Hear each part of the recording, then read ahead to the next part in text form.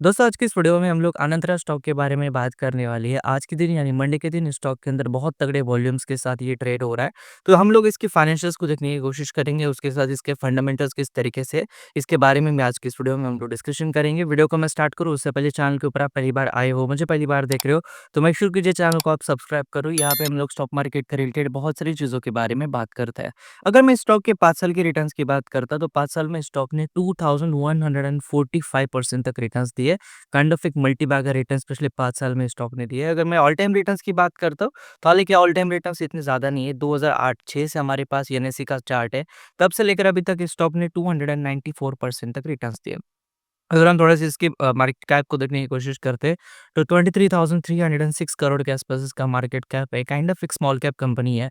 अगर हम इसके पी रेशियो की बात करते हैं, तो 50.63 के आसपास इसका पी रेशियो है। वहीं पे अगर मैं इंडस्ट्री पी रेशियो की बात करता हूँ, तो 40.12 के आसपास इसका इंडस्ट्री का पी रेशियो है। रिटर्न ऑन इक्विटी की अगर हम बात करते हैं, तो 10.23 के आसपास इसका रिटर्न ऑन इक्विटी है। अगर हम थोड़े-से कंपनी के बारे में जानने की कोशिश करते हैं, तो एक बेसिकली ये रियल एस्टेट डेवलपर का कंपनी है।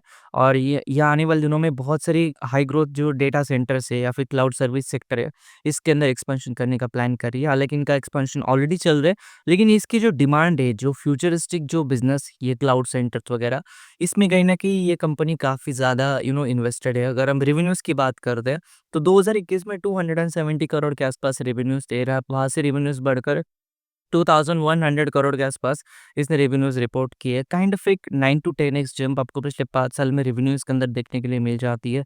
अगर हम प्रॉफिट्स की बात करते हैं तो 2021 में जहाँ पे मात्र 23 लाख का प्रॉफिट था, वहाँ से वो बढ़कर 422 करोड़ के आसपास 2025 में रिपोर्ट किया है। तो इसमें भी आपको बहुत अच्छी जंप नज़र आती है प्रॉफिट्स के अंदर। अगर हम इसकी शेयर होल्डिंग पैटर्न की बात करते हैं तो प्रमोटर के पास 60.12 के आसपास स्टेक है, रिटेलर के पास 23%, फॉरेन सॉल्यूशंस के पास 10.62, म्यूचुअल फंड के पास 4.46 और डीएस के पास 1.77% के आसपास स्टेक है।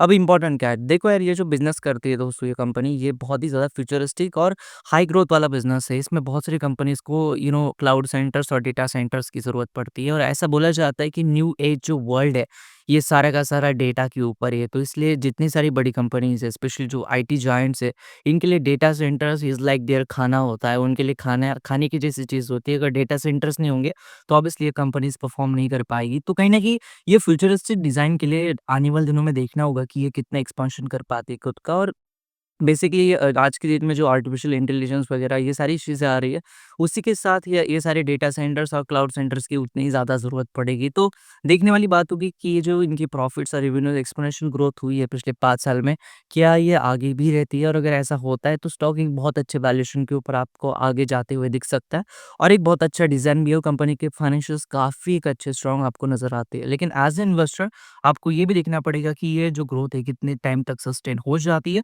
और इसमें कहीं अगर कोई अगर हर्डल आ जाता है, आर्टिफ़िशियल हर्डल आ जाता है, तो उसको भी इस कंपनी किस तरीके से टैकल कर पाती है, ये भी चीज़ आपको एज़ इन्वेस्टर देखनी चाहिए। तो ये था आज का वीडियो को मैं एंड करूँ उससे पहले चैनल को सब्सक्राइब कर देना, वीडियो को लाइक कर देना। धन्यवाद दोस्तों, ये वीडियो देखने के लिए। धन्यवाद।